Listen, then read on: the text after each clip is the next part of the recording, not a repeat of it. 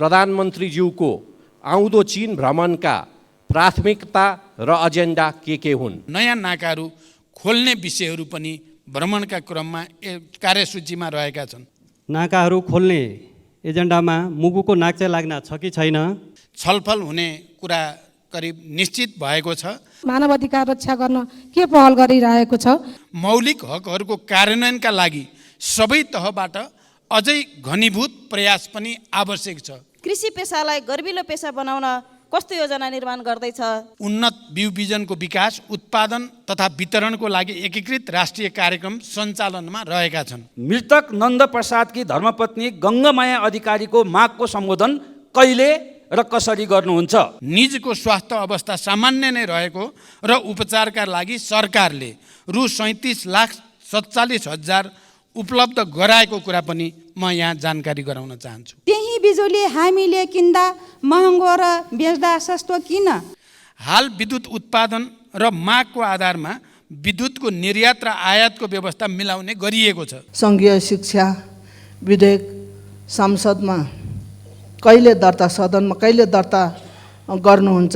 छिटै नै संसदमा पेश गरिनेछ। रोल्पालीको जनजीवनमा परिवर्तन आउने गौरवका योजना दिन सक्नु भएन। रोल्पालीको त्यो ऐतिहासिक सहयोग प्रधानमन्त्री भएपछि बिर्सनु भयो भन्ने रोल्पालीहरूको गुनासो छ। विकासको मूल प्रवाहमा ल्याउन र ती क्षेत्रमा पूर्वाधारका संरचनाको विकासका लागि सरकारले प्राथमिकताका साथ कार्यक्रमहरू सञ्चालन गरिरहेको जानकारी गराउन चाहन्छु।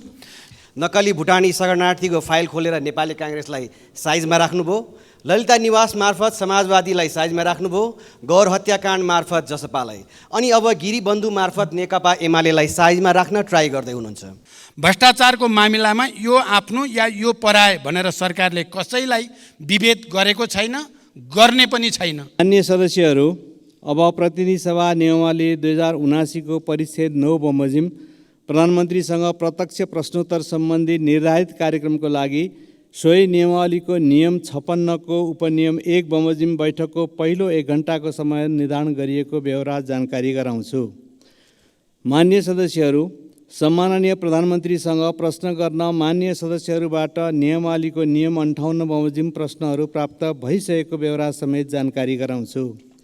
यस परिच्छेद बमोजिम प्रधानमन्त्रीसँग प्रत्यक्ष प्रश्नोत्तरमा स्पष्टीकरण सोध्ने व्यवस्था नरहेको पनि जानकारी गराउँछु। मान्य सदस्यहरू, अब म सम्माननीय प्रधानमन्त्री श्री पुष्पकमल दाहाल प्रचण्डलाई प्रत्यक्ष प्रश्नोत्तर कार्यको लागि रोस्टममा आमन्त्रण गर्दछु।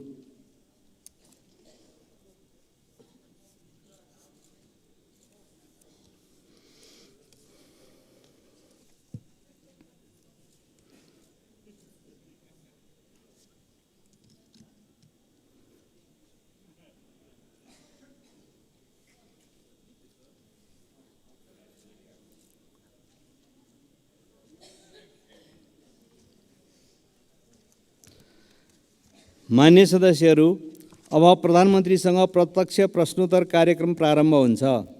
सर्वप्रथम प्रश्नकर्ता मान्य श्री उदय शमशेर जवारालाई सम्माननीय प्रधानमन्त्रीसँग प्रश्न सोध्न अनुमति दिन्छु।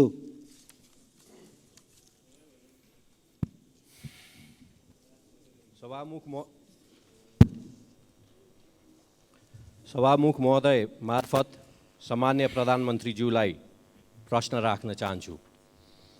उपत्यका भित्र बढ्दो जनसङ्ख्यालाई व्यवस्थित गर्न रिङ रोड बाहिर नगरहरू र गाउँसम्म जोडिने सडक विस्तार गर्न नेपाल सरकारले मापदण्ड बनाई सडक विस्तार आयोजना बनाए तापनि आवश्यक बजेट विनियोजन नहुँदा वैकल्पिक सडक र नयाँ बस्ती विकासमा समस्या परेको छ।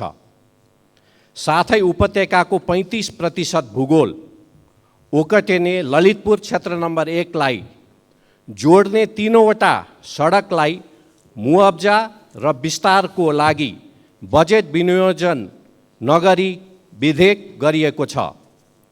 यी वैकल्पिक सडक र नयाँ बस्ती विकासलाई आवश्यक बजेट व्यवस्थापन गर्न सरकारको योजना के छ? यति बेला आर्थिक इन्डिकेटर्सहरू सकारात्मकै छन्, भुक्तानी सन्तुलन पनि राम्रै छ, तर अर्थतन्त्र अवरुद्ध अवस्थामा छ। वैदेशिक लगानी र सहयोग बढ्न सकेको छैन। यस्तो अवस्थामा आन्तरिक लगानी बढाउनुतर्फ सरकारको प्राथमिकता हुनुपर्ने हो, त्यो पनि हुन सकेको छैन। एकातिर बैंक वित्तीय संस्थामा पैसा थुप्रिएको छ, तर साना तथा मझौले उद्योगहरू ऋण नपाएर गुनासो गरिरहेका छन्। अर्थव्यवस्थाको असन्तुलनलाई सम्बोधन गर्न सरकारको के तयारी छ र अन्तिममा साथै प्रधानमन्त्रीज्यूको आउँदो चीन भ्रमणका प्राथमिकता र एजेन्डा के हुन्? धन्यवाद। अब सम्माननीय प्रधानमन्त्री श्री पुष्पकमल दाहाल प्रचण्डलाई उक्त प्रश्नको जवाफ दिन अनुमति दिन्छु। सम्मान्य सभामुख महोदय, प्रतिनिधि सभाका मान्य सदस्यहरूले यस सम्मानित सदनमा उठाउनुभएका प्रश्नहरूको जवाफ दिने नियमित कार्यतालिका अन्तर्गत म यहाँहरू समक्ष उपस्थित छु। सार्वजनिक जनसरोकारका विषयमा अत्यन्त उत्साह र चासोका साथ यस सम्मानित सदनमा भएका छलफलहरूमा सक्रियतापूर्वक सहभागी भई तथा महत्त्वपूर्ण प्रश्न, जिज्ञासा, विचार तथा सुझावहरू राख्नु भएकोमा सबै मान्य सदस्यहरूलाई म सुरुमै धन्यवाद व्यक्त गर्न चाहन्छु। यहाँहरूले विभिन्न समयमा उठाउनु भएका प्रश्न, जिज्ञासा, सुझाव तथा धारणालाई सरकारले गम्भीरतापूर्वक लिँदै आएको छ र गम्भीरतापूर्वक लिँदै जाने पनि छ। मेरो नेतृत्वमा सरकार गठन भएको यो अवधिमा सुशासन, सामाजिक न्याय र समृद्धिलाई मुख्य केन्द्रमा राखी राज्यका सम्पूर्ण शक्ति र सामर्थ्यलाई देश र जनताको हितमा अधिकतम परिचालन गर्ने प्रयास गर्दै आएको कुरा यहाँहरूलाई अवगत नै छ। सरकारको मुख्य जोड सङ्घीय लोकतान्त्रिक गणतन्त्रात्मक शासन व्यवस्थाको सुदृढीकरण, अर्थतन्त्रको पुनरुत्थान र सबलीकरण, सार्वजनिक सेवामा जनताको सहज पहुँच, भ्रष्टाचार नियन्त्रण र सुशासनको प्रवर्धन रहेको छ। नागरिकलाई शासकीय प्रणालीप्रतिको भरोसा र सरकारप्रति विश्वास दिलाउँदै सबैतिर आशाको सञ्चार गराउने हाम्रो निरन्तर प्रयास रहँदै आएको छ। यसै गरी विकास निर्माण कार्यलाई गति दिन, शान्ति प्रक्रियालाई यथाशीघ्र निष्कर्षमा पुर्याउन तथा स्वतन्त्र र सन्तुलित परराष्ट्र नीति अवलम्बन गर्दै राष्ट्रिय हित प्रवर्धन गर्न सरकार प्रतिबद्ध रहँदै आएको छ।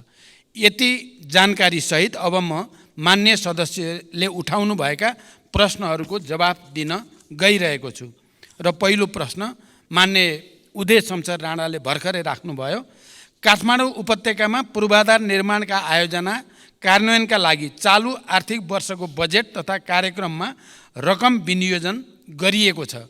ललितपुर क्षेत्र नम्बर 1 लाई जोड्ने विभिन्न सडकको विस्तार र जग्गाको मुआवजाका लागि आवश्यक बजेट व्यवस्था गर्न सरकारले ध्यान दिनेछ।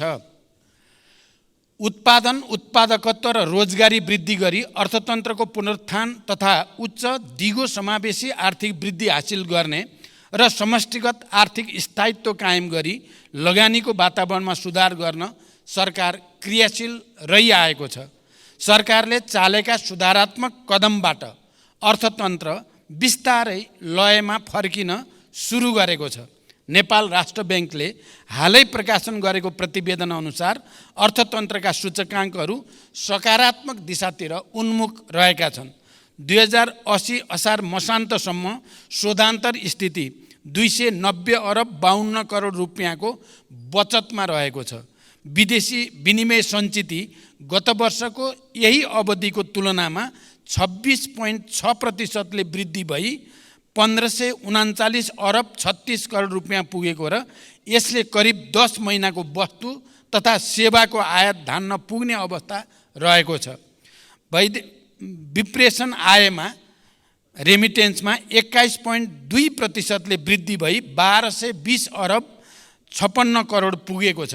वैदेशिक लगानी प्रवर्धन गर्न नीतिगत र संस्थागत सुधार गर्दै वैदेशिक लगानीको स्वीकृति प्रक्रियालाई सहजीकरण गर्न थ्रेसहोल्ड घटाउने लगायतका कार्य अगाडि बढाइएको छ। जग्गाको कित्ताकाट पूर्ण रूपमा खुलाउने निर्णय भएको र यही भाद्र 11 गते मात्रै नेपाल राष्ट्र ब्याङ्कले लचिलो बजार नीति अनुसार चालु पुँजी कर्जा सम्बन्धी मार्गदर्शन संशोधन गरेको छ। उत्पादनमूलक उद्योगका लागि 3 करोड रुपियाँसम्म कर्जा उपयोग गर्ने ऋणीलाई चालु पुँजी कर्जा सम्बन्धी मार्गदर्शन लागू नहुने भएको छ। ब्याङ्कहरूले उद्योग व्यवसाय वा कम्पनीहरूको सञ्चालन चक्र लगायतका आधारमा अधिकतम वार्षिक कारोबारको 50% चालु पुँजी कर्जा दिन सक्ने व्यवस्था भएको छ। यसबाट उद्योग व्यवसाय क्षेत्रलाई प्रत्यक्ष लाभ हुनुको साथै आन्तरिक लगानी, उत्पादन वृद्धि र बजारमा आर्थिक गतिविधि बढ्नमा सहयोग पुग्ने विश्वास गरिएको छ। यसमा हामी सबैको लामो समयदेखि जुन चासो र चिन्ता थियो त्यसलाई अधिकतम सम्बोधन गर्ने कोसिस भएको छ। निकट भविष्यमा हुने मित्र राष्ट्र चीनको भ्रमण दुई देशबीचको ऐतिहासिक सम्बन्धलाई थप उचाइमा पुर्याउँदै नेपालको सामाजिक आर्थिक विकासका लागि चीन नेपाल सम्बन्धलाई नयाँ गति दिने दिशामा केन्द्रित रहनेछ। भ्रमणका क्रममा यसअघि भएका सम्झौता र समझदारीहरूको कार्यान्वयनमा जोड दिइनेछ। नेपाल र चीन बीचको आर्थिक तथा व्यापार सम्बन्धलाई थप सधन बनाउने, दुई देशबीच रहेका सीमा नाकाहरूको सञ्चालनलाई प्रभावकारी बनाउने र नयाँ नाकाहरू खोल्ने विषयहरू पनि भ्रमणका क्रममा कार्यसूचीमा रहेका छन्। यसै गरी सडक, ऊर्जा, कृषि, विज्ञान तथा प्रविधि तथा व्यापार र विकास सहायता क्षेत्रमा कनेक्टिभिटी, कृषि, शिक्षा र स्वास्थ्य क्षेत्रका रूपान्तरणकारी परियोजनाहरूमा चीनको सहयोग विस्तारको विषय समेत प्राथमिकतामा रहनेछ। अर्का प्रश्नकर्ता माननीय श्री ईश्वरी देवी नेउपाने।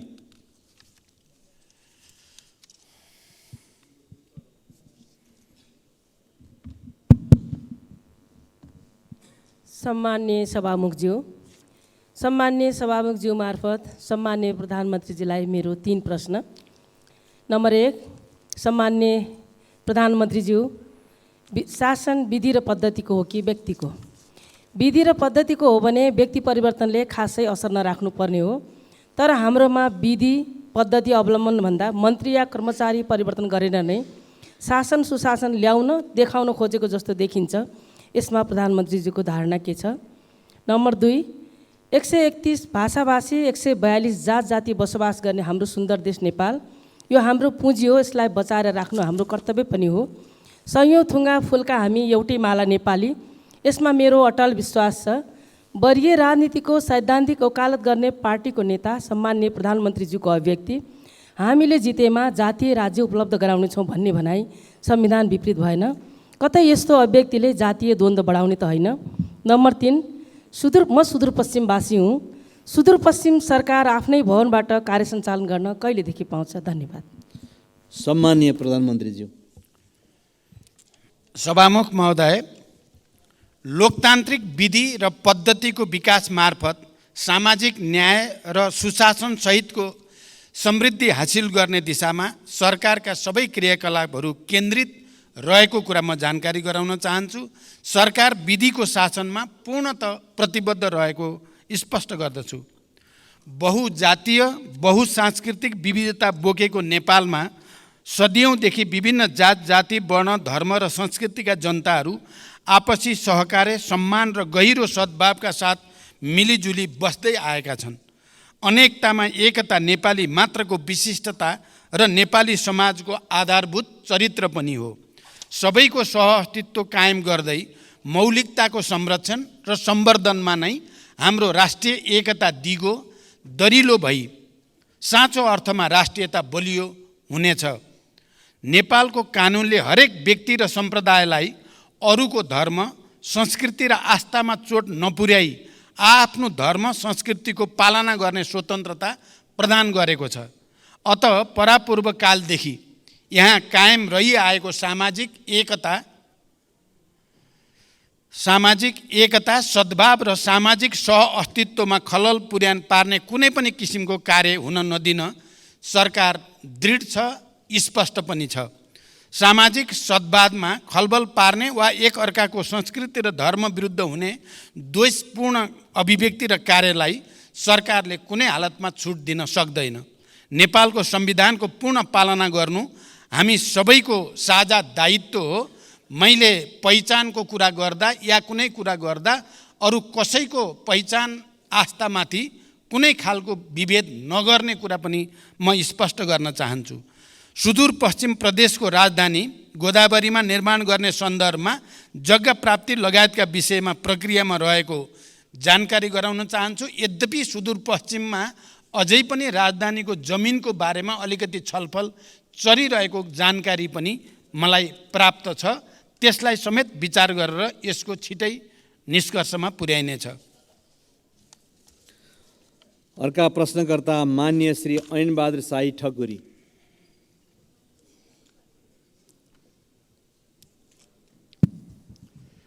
सम्माननीय सभामुख महोदय मार्फत सम्माननीय प्रधानमन्त्रीज्यूलाई मेरो प्रश्न यस प्रकार छन्। सम्माननीय प्रधानमन्त्रीको आसन्न चीन भ्रमणमा नेपालका उत्तरी सीमासँग जोडिएका नाकाहरू खोल्ने एजेन्डामा मुगुको नाक्चा लाग्न छ कि छैन? यदि छैन भने एजेन्डामा समावेश गरियोस्। यो नाका खुलेमा मुगु लगायत समग्र कर्णाली प्रदेशको आर्थिक समृद्धिमा महत्त्वपूर्ण टेवा पुग्नेछ भन्ने विश्वास लिएको छु। दोस्रो प्रश्न छ, आर्थिक समृद्धिको महत्त्वपूर्ण क्षेत्र कर्णाली प्रदेशको राहरा लगायतका पर्यटकीय स्थानहरूमा पर्यटकीय पूर्वाधारहरू लगायतका विभिन्न समस्या हुँदा पर्यटकहरूको आगमनमा कमी आएको छ। यसमा सरकारको के योजना छ?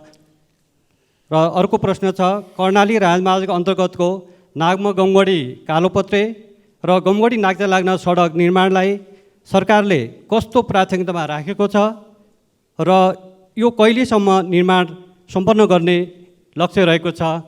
धन्यवाद। सम्माननीय प्रधानमन्त्रीजी। सम्माननीय सभामुख महोदय, मेरो आसन्न चीन भ्रमणको क्रममा चीन र नेपाल बीच नयाँ व्यापारिक नाका खोल्ने विषयमा समेत छलफल हुने कुरा करिब निश्चित भएको छ। त्यस सन्दर्भमा मुगुको नाक्चे लाग्न जो मलाई धेरै पहिलेदेखि त्यसको बारेमा स्थानीय जनसमुदाय र जनप्रतिनिधिले कुरा राख्दै पनि आउनु भएको छ। त्यो विषय पनि मैले त्यहाँ कुरा उठाउने र त्यसबारेमा एउटा निष्कर्ष लिने मेरो कोसिस हुनेछ। पर्यटनको विकासका लागि आवश्यक पूर्वाधार निर्माणका कार्य सरकारको उच्च प्राथमिकतामा छन्।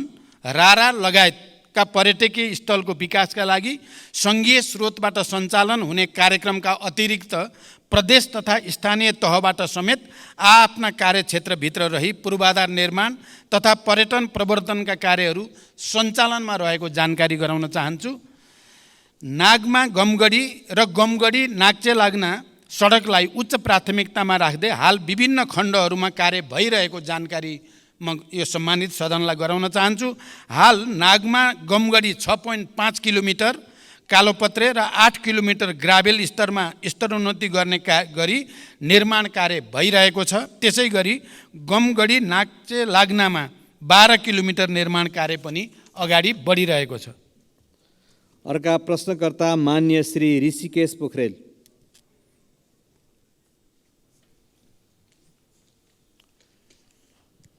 सम्माननीय सभामुख महोदय, सम्माननीय सभामुख मार्फत सम्माननीय प्रधानमन्त्रीज्यूसँग मेरा केही प्रश्नहरू राख्न चाहन्छु। राष्ट्रिय गौरवका आयोजनाहरूमध्ये 2वटा आयोजना पुरा भएको देखिन्छ। 5वटा आयोजनाहरूको काम 75% सकियो भन्ने सुनिन्छ। बाँकी 17वटाको अवस्था के हो र कहिले पुरा हुन्छ? दोस्रो प्रश्न, प्रविधि, सिप र ज्ञान बिना दैनिक 2500 युवा विदेशिँदै छन्। प्रविधि र उद्यमशीलता विकास गरी प्रौद्योगिक शिक्षा दिने उद्देश्यका साथ स्थापनाको लक्ष्य लिएको मदन भण्डारी प्रौद्योगिक विश्वविद्यालयका लागि अघिल्लो सरकारले पूर्वाधार निर्माण तथा विकास समिति गठन गरेको थियो। 7 करोड बजेट पनि छुट्याएको थियो। राष्ट्रिय महत्त्वको यो आयोजना आज कहाँ छ र कहिले पुरा हुन्छ? धन्यवाद। सम्माननीय प्रधानमन्त्रीज्यू। सम्माननीय सभामुख महोदय, राष्ट्रिय गौरवका आयोजनालाई समयमै सम्पन्न गर्न पर्याप्त बजेट सुनिश्चित गरिनुको साथै नियमित अनुगमन पनि भइरहेको छ। म स्वयंले प्रधानमन्त्रीको हैसियतमा प्रधानमन्त्री कार्यालयमा रहेको एक्सन रुमबाट नियमित तवरमा कार्यतालिका बनाएर कार्य प्रगतिको जानकारी लिई कार्य सम्पादनका लागि आवश्यक निर्देशन दिँदै आएको छु। राष्ट्रिय गौरवका आयोजनामध्ये 2वटा सम्पन्न भएका, 14वटाको प्रगति 80% भन्दा माथि रहेको, 5वटाको प्रगति 50 देखि 80% सम्म रहेको र 2टाको प्रगति 50% रहेको स्थिति छ। हुलाकी राजमार्गका सम्बन्धमा चितवन र पर्सामा राष्ट्रिय निकुञ्ज क्षेत्रमा डिपिआर तयार लगायतका कार्यमा भएको ढिलाइका कारण यो आयोजनाको कार्य आगामी 3 वर्षभित्र सम्पन्न गर्ने नयाँ लक्ष्य निर्धारण गरिएको छ। पशुपति क्षेत्र विकास कोष आयोजनाको भौतिक प्रगति 66% भई समष्टिगत वित्तीय प्रगति 65.73 रहेको छ। लुम्बिनी विकास गुरु योजनाको हालसम्मको भौतिक प्रगति 88% र वित्तीय प्रगति 60.34% रहेको छ। निजगढ अन्तर्राष्ट्रिय विमानस्थल आयोजनाको प्रारम्भिक चरणको कार्यहरू मात्र भइरहेको र लगानी एवं निर्माणको उपयुक्त मोडालिटी भए पश्चात विमानस्थल निर्माण प्रक्रिया अगाडि बढाइनेछ। यस आयोजनाको लागि चालु आर्थिक वर्षमा रु 35 करोड विनियोजन भएको छ। मेलम्ची खानेपानी आयोजनामा श्रावण महिनामा आएको बाढीले पुनः हेडवर्क्स पुर्नुका साथै मेलम्ची बजारदेखि हेडवर्क्ससम्मको पहुँच मार्गमा क्षति पुगेको छ। मनसुन रोकिएको 1.5 महिनाभित्र क्षतिग्रस्त संरचनाको मर्मत सम्मार गरी मेलम्चीको पानी वितरणलाई सुचारू गरिने जानकारी गराउन चाहन्छु। सञ्चालनमा रहेका अन्य राष्ट्रिय गौरवका आयोजनाहरूलाई यथाशीघ्र सम्पन्न गर्न सरकारले जोड दिँदै आएको छ। मिति 2077 साल साउन 12 गते मदन भण्डारी प्रौद्योगिकी विश्वविद्यालय विकास समिति गठन भएको हो। समितिको समयावधि 2 वर्ष रहेकोमा सो अवधि समाप्त भएकोले नयाँ गठन आदेश जारी गरी विश्वविद्यालयको आवश्यक पूर्वाधार तयार गर्ने लगायतका कामहरू अगाडि बढाइनेछ। यस विश्वविद्यालयलाई चालु आर्थिक वर्षमा रु 2 करोड बजेट विनियोजन पनि गरिएको छ। अर्का प्रश्नकर्ता मान्य श्री आशा विक।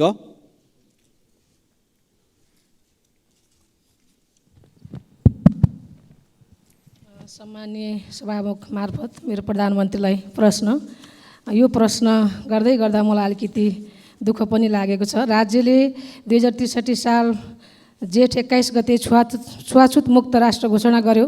छुवाछुतलाई गैर कानुनी भने तापनि अहिलेसम्म जघन्य जातीय विभेद घटनाहरू भइरहेका छन्।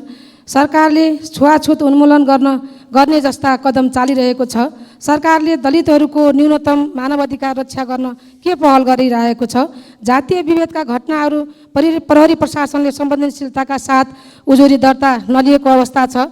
सरकारले यस्ता घटना न्यूनीकरण गर्नका लागि के योजना ल्याउँछ? मेरो प्रश्न। र अर्को चाहिँ मेरो प्रश्न, बाँकेको बैजनाथ गाउँपालिका वार्ड नम्बर 3 मा सरकारले 2071 साल वैशाख 25 गते 9 बस्तामा औद्योगिक करिडोर क्षेत्र घोषणा गर्यो। बस्तीको बीचमा सरकारले औद्योगिक क्षेत्र घोषणा गर्दा त्यहाँ रहेका 390 घरधुरीमा जनताहरूको घरमा 338 बिघाभित्र जनताहरूको घर परेको छ। 100 बिघा जमिन त्यहाँ रहेका स्थानीयका नाममा ल्याउनु पर्ने जग्गा ल्याउनु पर्नेमा स्थानीय जनताको माग रहेको छ। 2028 सालदेखि बसोबास गरिरहेका जनतालाई लाल पूर्जा दिनुपर्ने र सोही ठाउँमा बस्ती व्यवस्थापन गर्न सरकारले के भूमिका खेल्नेछ? र स्थानीय सरकारले त्यस क्षेत्रमा सडक, बत्ती, विद्यालय, मठ मन्दिर लगायतका संरचनाहरू बनाएको छ।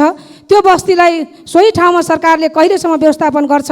र मेरो अर्को प्रश्न, बाँकेको खजुरा गाउँपालिका वार्ड नम्बर 6 मा 2036 सालदेखि गिजेरा बस्ती बसिरहेको छ। सरकारले पटक पटक त्यस बस्तीलाई लाल पूर्जा दिने भनेर मौखिक प्रतिबद्धता जनाए पनि हालसम्म त्यहाँ रहेका जनताले लाल पूर्जा पाएका छैनन्। गिजेरा बस्ती सरकारको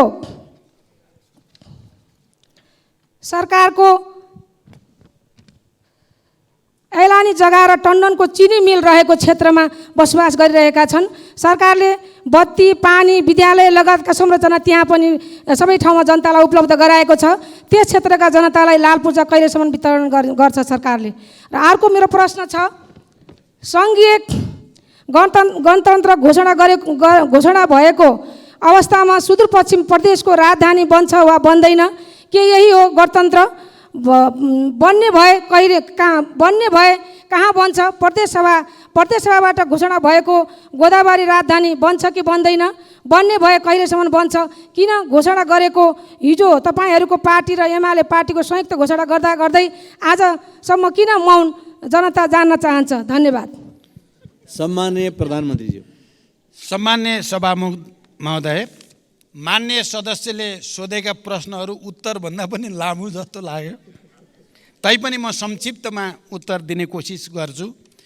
नेपालको संविधानले छुवाछुत तथा भेदभाव विरुद्धको हकलाई मौलिक हकको रूपमा सुनिश्चित गरेको छ। जातका आधारमा गरिने छुवाछुत तथा भेदभाव जन्य कार्यलाई गम्भीर सामाजिक अपराधको रूपमा लिँदै कानुन बमोजिम दण्डनीय हुने र त्यस्तो कार्यबाट पीडित व्यक्तिलाई कानुन बमोजिम क्षतिपूर्ति पाउने हकको प्रत्याभूति पनि गरिएको छ। सरकार यो मौलिक हकको पूर्ण कार्यान्वयनको लागि प्रतिबद्ध रहेको छ। यद्यपि मौलिक हकहरूको कार्यान्वयनका लागि सबै तहबाट अझै घनीभूत प्रयास पनि आवश्यक छ। यो समस्या देशको एउटा लामो सांस्कृतिक समस्या पनि भएको हुनाले यसको समाधानको निम्ति कानुनलाई प्रभावकारी कार्यान्वयनको निम्ति पनि सबै क्षेत्रको सहयोग अनिवार्य छ। जातीय विभेदका घटनामा प्रहरी प्रशासनले संवेदनशीलताका साथ उजुरी नलिएको भन्ने कुरामा सरकारको गम्भीर ध्यानाकर्षण भएको छ। यस्ता घटनाको छानबिन गरी दोषीलाई कारबाही गरिने र यस्ता घटना आगामी दिनमा हुन नदिन सरकारको गम्भीर ध्यान रहेको जानकारी गराउन चाहन्छु। दोस्रो, बाँकी जिल्लाको साबिक नौबस्ता क्षेत्रको 525 बिघामा औद्योगिक क्षेत्र घोषणा भइसकेको र त्यहाँ बसोबास गर्दै आएका स्थानीयवासीहरूको उचित व्यवस्थापन लगायतका समस्या समाधानका लागि सम्बन्धित स्थानीय प्रशासन लगायत विभिन्न निकायबाट पहल भइरहेको छ। उक्त क्षेत्रका प्रभावित जनसमुदायहरूको समस्यालाई व्यवस्थापन गरी औद्योगिक क्षेत्रको विकास कार्य अगाडि बढाइने जानकारी गराउन चाहन्छु। यस सम्बन्धी समस्या समाधान गर्न भूमि व्यवस्था, सहकारी तथा गरिबी निवारण मन्त्रीको संयोजकत्वमा समिति गठन गरेको र समितिले काम अगाडि बढाइरहेको जानकारी पनि गराउन चाहन्छु। तेस्रो, बाँकेको खजुरा गजुरा 6 गिजरा बस्तीका सन्दर्भमा भूमि सम्बन्धी ऐन 2021 को दफा 12 को समितिको प्रतिवेदन, भूमि व्यवस्थापन तथा अभिलेख विभागको निर्णय बमोजिम गिजरा खाँडसारी मिल्स प्राइभेट लिमिटेडका हदबन्दी भन्दा बढीका जग्गाहरू जफत गरी नेपाल सरकारका नाममा कायम गर्न र जफत गरिएका जग्गामा रहेको अतिक्रमण हटाउन 2080 जेठ 8 गते निर्णय भई कार्यान्वयनमा रहेको जानकारी गराउँदछु। उक्त क्षेत्रमा बसोबास गर्दै आएका भूमिहीनलाई जग्गा उपलब्ध गराउन भूमि समस्या समाधान आयोगले कार्य अगाडि बढाइरहेको जानकारी पनि म गराउन चाहन्छु। सुदूरपश्चिम प्रदेशको राजधानी गोदावरीमा निर्माण गर्ने सन्दर्भमा जग्गा प्राप्ति लगायतका विषय प्रक्रियामा रहेको जानकारी मैले अघि नै गराइसकेको छु। यस सम्बन्धी उठेका छलफल बहसलाई पनि मध्यनजर गरिएको जानकारी पनि मैले गराइसकेको छु। अर्का प्रश्नकर्ता मान्य श्री उर्मिला माझी।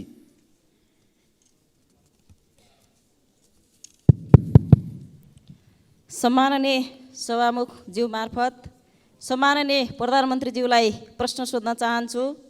सम्माननीय सभामुखज्यू, हाम्रो देश नेपाल कृषि प्रधान देश हो।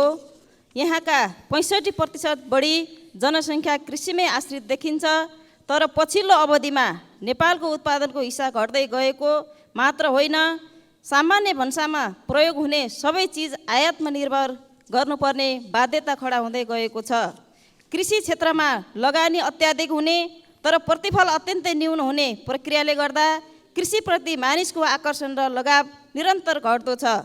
सरकारले उत्पादन वृद्धि गर्न र जनतालाई कृषिमै जीवन देख्ने गरी कृषि पेसालाई गर्विलो पेसा बनाउन कस्तो योजना निर्माण गर्दैछ? धन्यवाद। सम्मानीय प्रधानमन्त्री। सभामुख महोदय, सबल आत्मनिर्भर अर्थतन्त्रको निर्माणका लागि कृषि क्षेत्रमा गुणात्मक र रूपान्तरणकारी परिवर्तन सरकारको प्राथमिकतामा रहेको छ।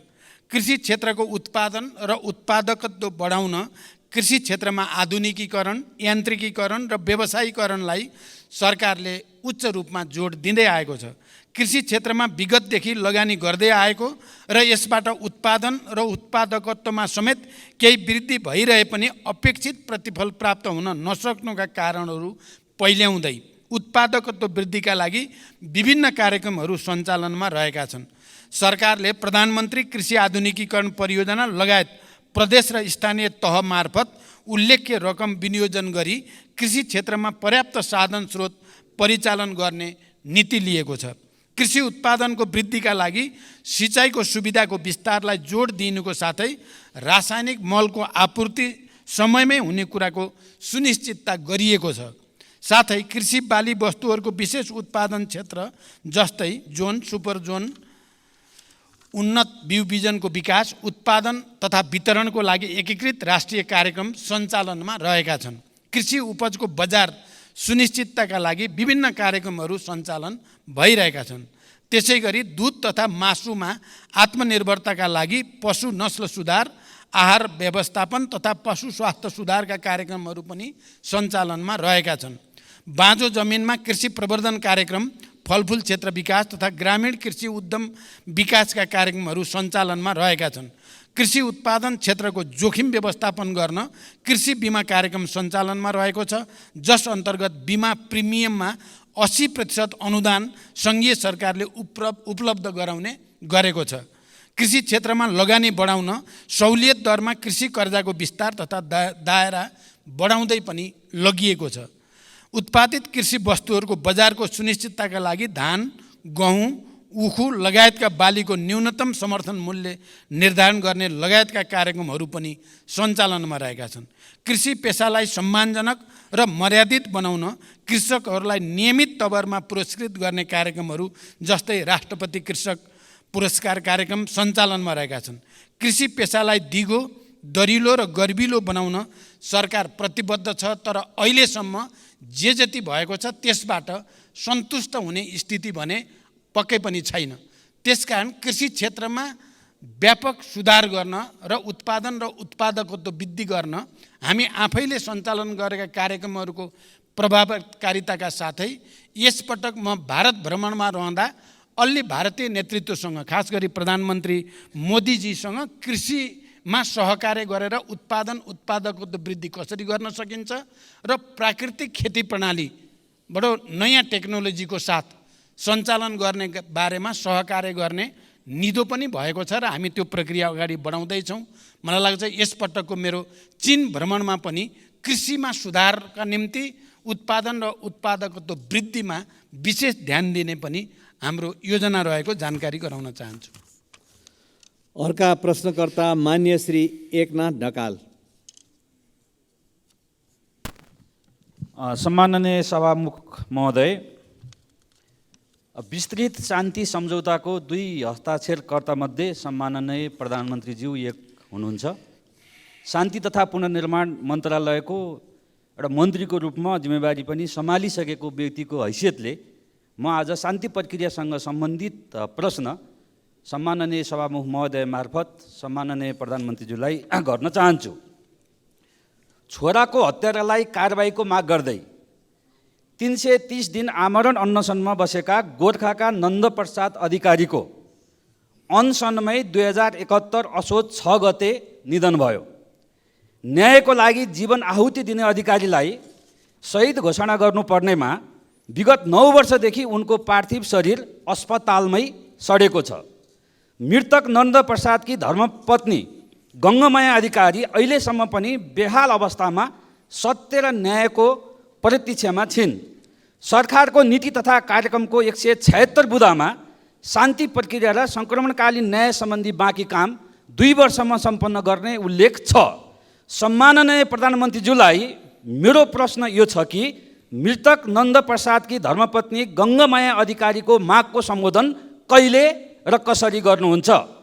वर्षौँदेखि न्यायको लागि भनेर शान्तिपूर्ण अनसनमा बसेकी गङ्गामाया अधिकारीलाई भेट्नु प्रधानमन्त्रीज्यूको कर्तव्य हो कि होइन? कहिले उहाँलाई भेट गर्न जानुहुन्छ? शान्ति प्रक्रिया कहिले टुङ्गिन्छ?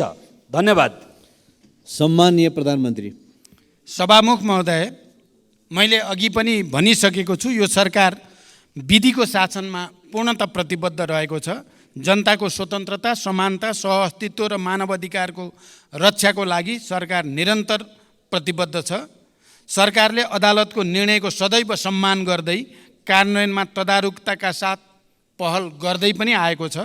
नेपालको संविधानको धारा 276 राष्ट्रपतिले कुनै न्यायिक वा अर्धन्यायिक निकाय वा प्रशासकीय पदाधिकारी वा निकायले गरेको सजायलाई कानुन बमोजिम माफी, मुल्तवी, परिवर्तन वा कम गर्न सक्ने संवैधानिक व्यवस्था रहेको कुरा जानकारीमै छ हामी सबैलाई। संविधानको उक्त व्यवस्था र मुलुकी फौजदारी कार्यविधि संहिता 2074 मा समेत रहेको व्यवस्था बमोजिम रेशम चौधरीले गृह मन्त्रालय मार्फत सम्मान्य राष्ट्रपतिज्यूलाई सम्बोधन गरी निवेदन दिनुभएकोमा महान्यायाधिवक्ताको कार्यालयको राय समेतका आधारमा प्रचलित कानुन बमोजिम नै नेपाल सरकार मन्त्री परिषदबाट गणतन्त्र दिवस 2080 का अवसरमा निजलाई माफी गर्नका लागि सिफारिस गरिएको तथ्य म प्रश्न गर्न चाहन्छु। द्वन्द्वकालीन घटनालाई न्यायिक सम्बोधन गर्ने गरी सङ्क्रमणकालीन न्याय सम्पादनका लागि बेपत्ता पारिएका व्यक्तिको छानबिन तथा सत्य निरूपण तथा मेलमिलाप आयोग गठन भएको र सङ्क्रमणकालीन न्याय यथाशीघ्र सम्पादन गर्न नेपाल सरकार प्रतिबद्ध रहेको छ। सङ्क्रमणकालीन न्याय सम्बन्धी सङ्घीय सदनमा दर्ता भएको विधेयक पारित भएसँगै सङ्क्रमणकालीन न्यायका मुद्दाहरू सम्बोधन हुने कुरामा नेपाल सरकार विश्वस्त रहेको छ। प्रचलित कानुनी व्यवस्थाको अधीनमा रही नेपाल सरकार तथा अन्तर्गतका निकायबाट गङ्गामाया अधिकारीलाई मानवीय सेवा प्रदान र संरक्षणका कार्य भइ नै रहेका छन्।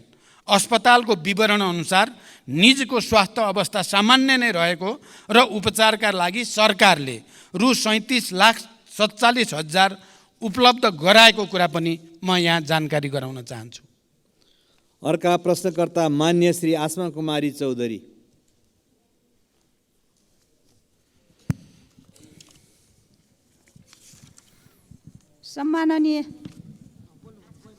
सम्माननीय सभामुख महोदय, सम्माननीय सभामुखज्यू मार्फत सम्माननीय प्रधानमन्त्रीज्यूलाई केही प्रश्न सोध्न चाहन्छु।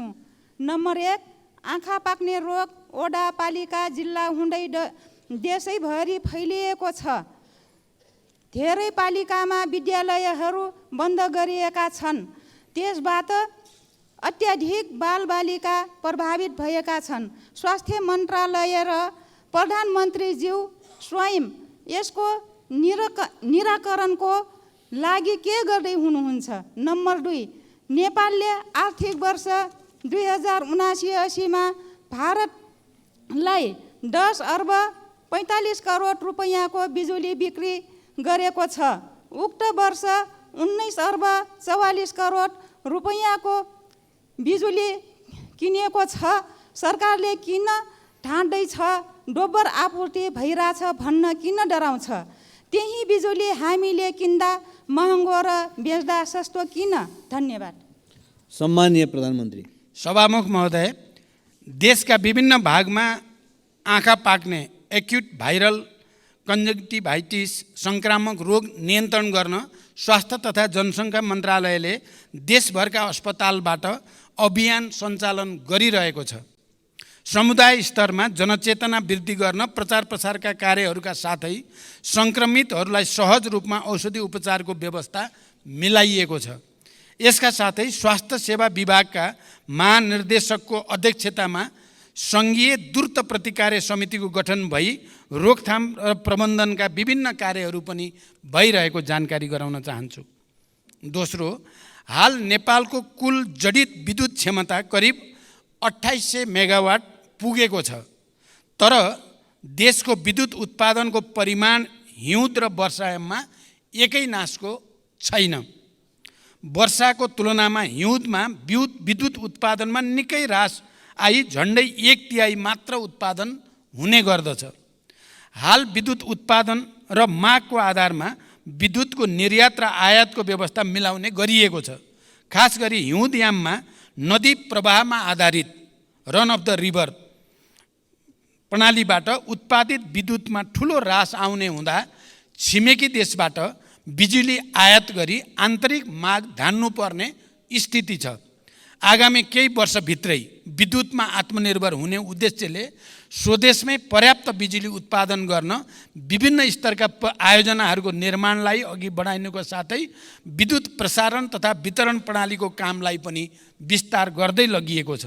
अहिले विद्युत आयात निर्यातको दर दैनिक रूपमा प्रतिस्पर्धा गरी तय हुने गरेको छ।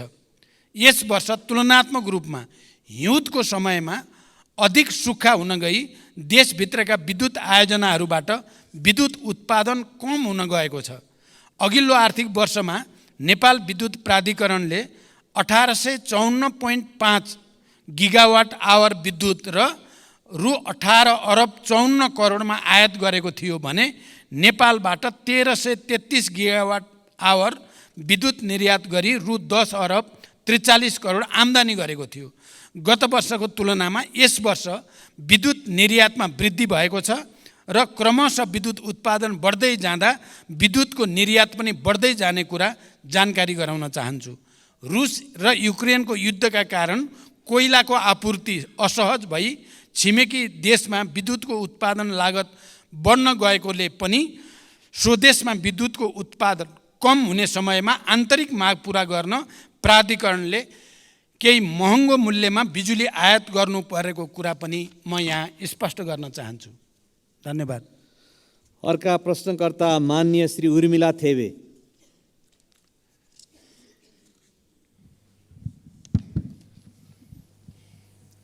सम्माननीय सभामुखज्यू मार्फत सम्माननीय प्रधानमन्त्रीज्यूलाई केही प्रश्न सोध्न चाहन्छु। प्रश्न 3 वटा छन्। प्रश्न नम्बर 1, शिक्षाको लागत क्रमशः घटाउँदै गएर निशुल्क पार्नुपर्नेमा यो सरकारले त शुल्क झन बढाइरहेको देखिन्छ। शिक्षाको पहुँचबाट गरिबलाई अझ परै धकेल्ने नीति सरकारले किन लिँदैछ? सङ्घीय शिक्षा विधेयक संसदमा सदनमा कहिले दर्ता गर्नुहुन्छ? प्रश्न नम्बर 2, प्रत्येक दिन हाजिरी गर्न क्याम्पसमा आउनुपर्ने भएपछि त्रिभुवन विश्वविद्यालयका केही प्राध्यापकले विद्युतीय हाजिरी मेसिन नै घर लगेको, गायब गरेको, साथै तोडफोड गरेको भन्ने पाएको छ। सरकारले के गर्दैछ?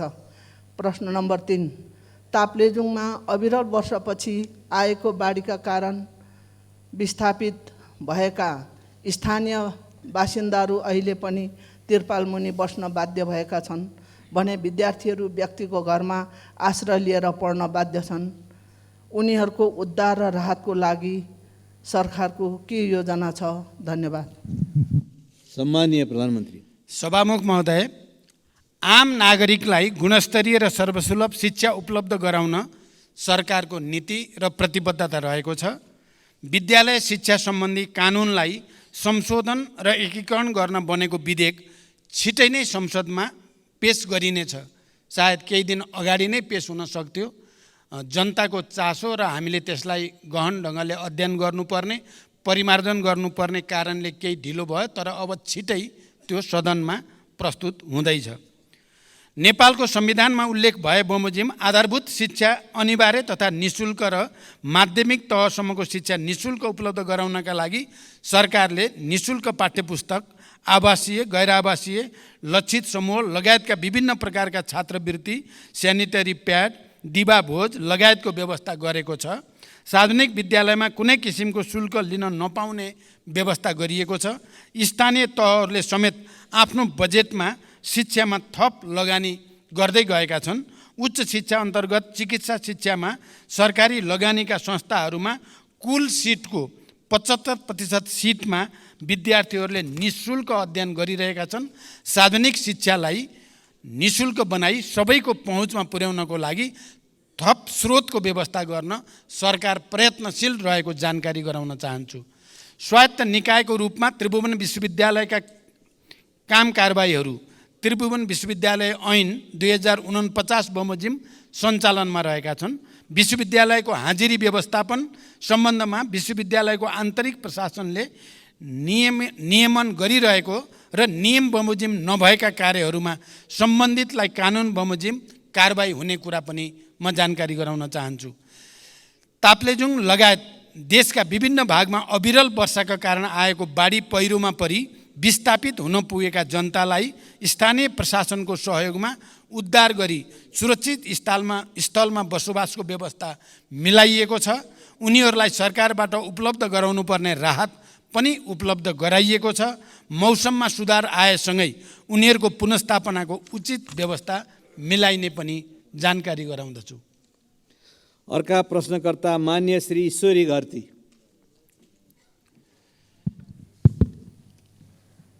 सम्मान्य सभामुख महोदय मार्फत सम्मान्य प्रधानमन्त्रीज्यूलाई केही प्रश्न सोध्न चाहन्छु। पहिलो प्रश्न, रोल्पालाई मुख्य आधार इलाका बनाएर 10 वर्षे सशस्त्र द्वन्द्वको सुरुवात गर्नुभएको सम्मान्य प्रधानमन्त्रीज्यू 3 पटक प्रधानमन्त्री हुँदा पनि रोल्पालीको जनजीवनमा परिवर्तन आउने गौरवका योजना दिन सक्नु भएन। रोल्पालीको त्यो ऐतिहासिक सहयोग प्रधानमन्त्री भएपछि बिर्सनुभयो भन्ने रोल्पालीहरूको गुनासो छ। त्यो गुनासोलाई कसरी सम्बोधन गर्नुहुन्छ? दोस्रो प्रश्न, जुम्ला लगायतका जिल्लामा स्याउ पाक्ने समय आयो। स्याउले बजार भाउ नै नपाउने अवस्था आउन सक्छ र आइरहेको पनि छ। यसको व्यवस्थापनमा सरकारको के योजना छ? र तेस्रो प्रश्न, 10 वर्षे सशस्त्र द्वन्द्वको क्रममा शहीद भएकाहरूको सम्झना र सम्मानका लागि दाङको घोराईदेखि रोल्पाको होलेरी घरतेगा हुँदै रुकुम पूर्वको हुकाम मैकोटसम्म पुग्ने 220 किलोमिटर सडक खण्डलाई वर्तमान सम्मान्य प्रधानमन्त्रीज्यूको चाहना र पहलमा शहीद मार्ग नामाकरण गरेर योजना अगाडि बढाइएको थियो। बजेट अभावमा योजना निकै कछुवा गतिमा भई अझै सम्पन्न हुन सकेको छैन। शहीद मार्गको मुख्य प्रवेशद्वारको रूपमा रहेको घोराईदेखि रोल्पा होलेरीसम्मको 31 किलोमिटरको सडक खण्ड अलपत्र र जोखिमपूर्ण भएको लामो समय बितिसक्यो। यसबारे सदनमा मैले 3-4 पटक कुरा पनि राखिसकेँ, तर सरकारले यो योजनालाई प्राथमिकतामा पारेन। किन? रोल्पाको रुन्टीगढी गाउँपालिकाभित्र अहिले 4वटा चुनढुङ्गा खानी सञ्चालनमा छन् भने थप 4वटा खानी दर्ता भएर सञ्चालनको प्रक्रियामा छन्। हाल 200 भन्दा बढी टिप्पर सञ्चालनमा छन् भने पुरानो र नयाँ गरी 8वटा चुनढुङ्गा खानी सञ्चालनमा आउँदा दिनमा कम्तीमा 500 देखि 700 सम्म टिप्परहरू घोराई होलेरीको यही शहीद मार्ग भएर सञ्चालनमा आउनेछन्, जसले गर्दा उक्त सडकमा अन्य गाडीहरू सञ्चालनमा आउन निकै बाधा पर्ने र हाल परिरहेको पनि जानकारी गराउँछु। त्यसैले सो क्षेत्रमा वैकल्पिक औद्योगिक मार्ग बनाउने र घोराई होलेरीको 31 किलोमिटर सडकलाई कालोपत्रे गर्दै शहीद मार्ग योजना समयमै सम्पन्न गर्न सरकारको के योजना छ? धन्यवाद। सम्माननीय प्रधानमन्त्री। सभामुख महोदय, नेपालको राजनैतिक आन्दोलनमा रोल्पा जिल्लाको विशिष्ट र ऐतिहासिक योगदान रहेको कुरामा कसैको विमति हुने छैन। इतिहासका हरेक कालखण्डमा रोल्पाली जनताको वीरता र साहसको उच्च प्रशंसा हुनेछ भन्ने मेरो विश्वास छ। विकास र जनताको जीवनस्तरमा रूपान्तरणका लागि विगतदेखि नै उच्च प्राथमिकता सरकारले दिँदै आएको छ। मानव विकासमा पछाडि रहेका कर्णाली प्रदेश, सुदूरपश्चिम प्रदेश, मध्य प्रदेश, रोल्पा, रुकुम लगायतका जिल्ला तथा क्षेत्रलाई विकासको मूल प्रवाहमा ल्याउन र ती क्षेत्रमा पूर्वाधारका संरचनाको विकासका लागि सरकारले प्राथमिकताका साथ कार्यक्रमहरू सञ्चालन गरिरहेको जानकारी गराउन चाहन्छु। जुम्ला जिल्लाको विकासलाई सरकारले प्राथमिकतामा राख्दै स्याउको सुपर जोन तथा पकेट क्षेत्रहरू घोषणा गरी आवश्यक सहयोग तथा सहुलियत प्रदान गर्दै आएको छ। यस वर्षको बजेट तथा कार्यक्रममा प्रधानमन्त्री कृषि आधुनिकीकरण आयोजना लगायतका कार्यक्रम तथा प्रदेश तथा स्थानीय तहको विकास कार्यक्रमबाट उत्पादन, प्रशोधन तथा प्याकेजिङमा आवश्यक सहयोग तथा सहुलियत प्रदान गरिएको छ। स्याउको भण्डारणको लागि उच्च क्षमताको कोल्ड स्टोर निर्माण पनि भइरहेको छ। तेस्रो, सरकारले दाङको घोराईदेखि रोल्पाको होलेरी हुँदै रुकुमको मैकोटसम्मको शहीद मार्गलाई प्राथमिकता राखेर कार्यान्वयन गर्दै आइरहेको छ। सडक र पुलको माग देशभरि नै अत्यधिक हुने गरेको, थुप्रै सडक योजनाहरू सञ्चालन गर्नु परिरहेको तर पर्याप्त बजेट विनियोजन गर्न नसकिएको कुरा सत्य हो। घोराई होलेरी खण्डको 31 किलोमिटर सडक अत्यधिक भार बोक्ने सिमेन्ट उद्योगका ट्रकहरूको कारणले पनि क्षति भइरहेको छ। भार नियन्त्रण गर्दै सडकको आवश्यक मर्मत सम्मार गरी सडक सुधार गर्न सरकार प्रतिबद्ध रहेको जानकारी गराउँछु। घोराई होलेरीको वैकल्पिक सडक बनाउने सुझावका विषयमा आगामी दिनमा छलफल गरी आवश्यक कार्य अगाडि बढाइनेछ। अर्का प्रश्नकर्ता माननीय श्री असीम शाह।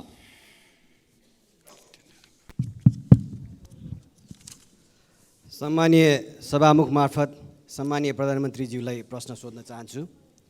सम्मानीय प्रधानमन्त्रीज्यू, यही रोस्ट्रमबाट केही समय अगाडि भुटानी शरणार्थी प्रकरणमा यो त ट्रेलर हो, पुरा फिल्म गजब आउँछ भनेर भन्नुभएको थियो। हामीले बडा आशाका साथ हेरिएका थियौँ, तर जब जे आयो बडा टालटुले र सजिलो बुझिन सक्ने खालको आयो। नक्कली भुटानी शरणार्थीको फाइल खोलेर नेपाली काङ्ग्रेसलाई साइजमा राख्नुभयो, ललिता निवास मार्फत समाजवादीलाई साइजमा राख्नुभयो, गौर हत्याकाण्ड मार्फत जसपालाई, अनि अब गिरिबन्धु मार्फत नेकपा एमालेलाई साइजमा राख्न ट्राई गर्दै हुनुहुन्छ। आफ्नो कुर्सी बलियो बनाउन यो राजनीतिक दाउपेच नगरेर कामले जनताको मन जितेर आफ्नो प्रधानमन्त्रीत्वको आयु लामो बनाउन सकिँदैन थियो होला। भारतीय नेतृत्वले अन्तरिक्ष यानलाई चन्द्रमामा कसरी सफल अवतरण गराउने भनेर सोचिरहँदा हाम्रो नेतृत्व कसरी आफ्नो यस म्यानलाई बचाउने र मुद्दा कमजोर बनाएर सफल अवतरण गराउने भन्ने सोच्नमा तल्लीन हुनु अत्यन्त दुःखद छ।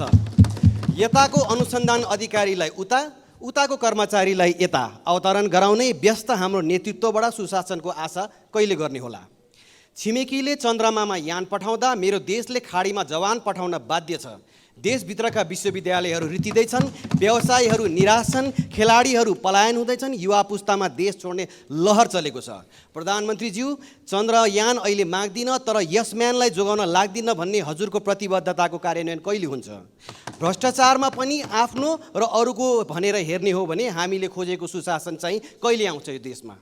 अर्को प्रश्न, गौर हत्याकाण्डको छानबिन कसैले हुन्छ भनेर भनिरहेका छन्, कसैले गठबन्धनभित्र अब नहुने भनेर निर्णय भएको छ भनेर भन्छन्। प्रधानमन्त्रीज्यू, यो सदनलाई जानकारी गराइदिनु होला, यो छानबिन हुन्छ या हुँदैन? धन्यवाद।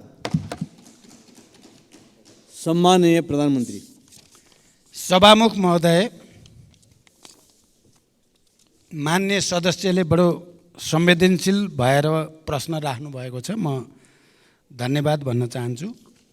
मेरो नेतृत्वमा सरकार गठन भएदेखि आजका दिनसम्म मैले सामाजिक न्यायको प्रत्याभूति, सुशासनको सुनिश्चितता र सार्वजनिक सेवा प्रवाहमा सुधारलाई मुख्य प्राथमिकतामा राख्दै आएको छु र यी कार्यहरूबाट एउटा सन्देश आम जनतामा प्रवाहित भइ पनि रहेको छ।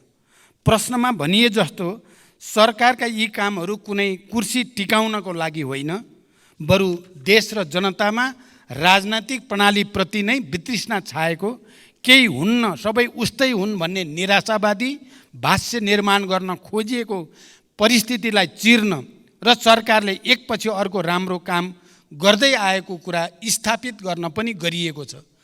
म मान्य सदस्यहरूलाई यो विषयको गहिराईतिर विचार गर्न अनुरोध गर्न चाहन्छु। भुटानी शरणार्थी प्रकरण लगायतका सबै घटनामा राज्यले दबाब रहित तरिकाले निष्पक्ष छानबिन अघि बढाएकै कारण अहिले जनतामा सुशासन सम्भव छ भन्ने एउटा नयाँ आशा पलाएको हो भन्ने कुरा पनि म स्पष्ट गर्न चाहन्छु। अहिले त्योसँग सम्बन्धित विषयहरू अदालतमा रहेको र अदालतले उचित फैसला गर्ने विश्वास म व्यक्त गर्न चाहन्छु। वर्तमान सरकारले भ्रष्टाचार विरुद्ध शून्य सहनशीलताको नीतिलाई राज्यका तीनै तहमा कडाइका साथ कार्यान्वयन गर्दै आएको छ। यस अवधिमा सार्वजनिक प्रशासनलाई स्वच्छ, सक्षम, निष्पक्ष, पारदर्शी र व्यावसायिक र जवाबदेही बनाउँदै भ्रष्टाचारलाई कडाइका साथ नियन्त्रण गर्न सरकारले विभिन्न नीतिगत तथा कानुनी तथा संस्थागत सुधारलाई अघि बढाएको छ। मान्य सदस्यले भनेको जस्तो कसैलाई पनि बचाउने या कसैलाई पनि अप्ठ्यारोमा पार्ने नियतले कुनै पनि काम गरिएको छैन। जसरी कतिपय सन्दर्भमा मिडियामा आउने गरेको भन्दा ठिक विपरीत मैले दोषी कोही पनि नछुटोस्, निर्दोष कोही पनि नपरोस् भन्ने सिद्धान्त अनुसार नै प्रहरी प्रशासनलाई निर्देशन दिएको र मैले यतिसम्म पनि भनेको छु कि यदि अनुसन्धानको क्रममा प्रधानमन्त्री नै आउँछ भने पनि छोड्न आवश्यक छैन। मेरो पार्टीको कुनै नेताको त के कुरा भन्ने कुरा पनि मैले सार्वजनिक रूपमा भन्दै आएको म जानकारी गराउन चाहन्छु।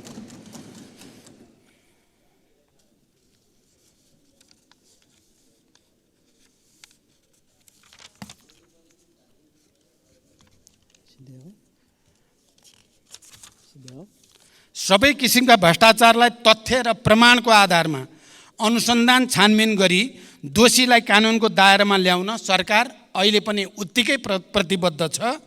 भ्रष्टाचारको मामिलामा यो आफ्नो या यो पराए भनेर सरकारले कसैलाई विभेद गरेको छैन, गर्ने पनि छैन।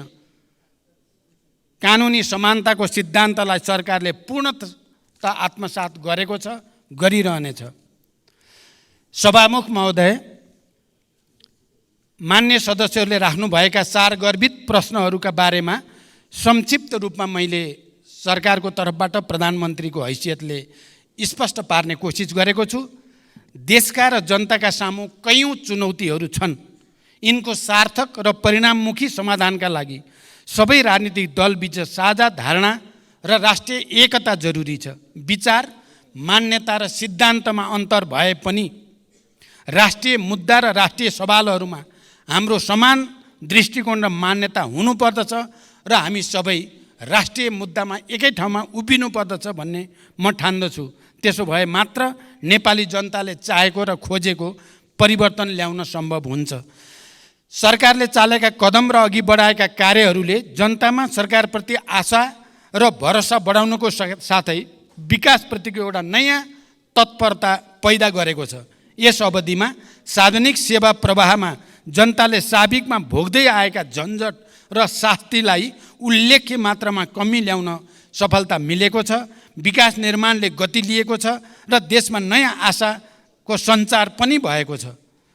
सुशासन, सामाजिक न्याय र समृद्धिलाई सर्वोपरि प्राथमिकतामा राख्दै अघि बढेको यो सरकारले समावेशी सङ्घीय लोकतान्त्रिक शासन व्यवस्थाको सुदृढीकरण, अर्थतन्त्रको पुनरुत्थान, सार्वजनिक सेवा प्रवाहमा सुधार, सरलीकरण, नागरिक मैत्री प्रशासनको स्थापना, भ्रष्टाचार नियन्त्रण र राज्यको सबै तहमा सुशासन र सदाचारको प्रवर्धन गर्न अघि बढाएका सबै कार्यमा सबै राजनीतिक दल र मान्य सदस्यहरू, नागरिक समाज, सञ्चार जगत, मित्र राष्ट्र, दात्री निकाय तथा आम नेपाली जनताको निरन्तर साथ सहयोग रहने अपेक्षा पनि मैले लिएको छु।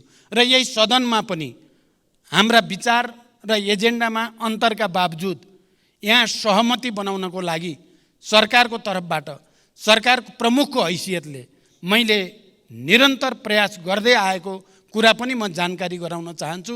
हिजो मात्रै 10वटा समिति हाम्रा सर्वसम्मत रूपले सभापति चयन हुनु पनि यसले हामी अन्तर हुँदै पनि हामी मूल मुद्दामा एक ठाउँमा उभिन सक्छौँ भन्ने एउटा राम्रो सन्देश गएको छ।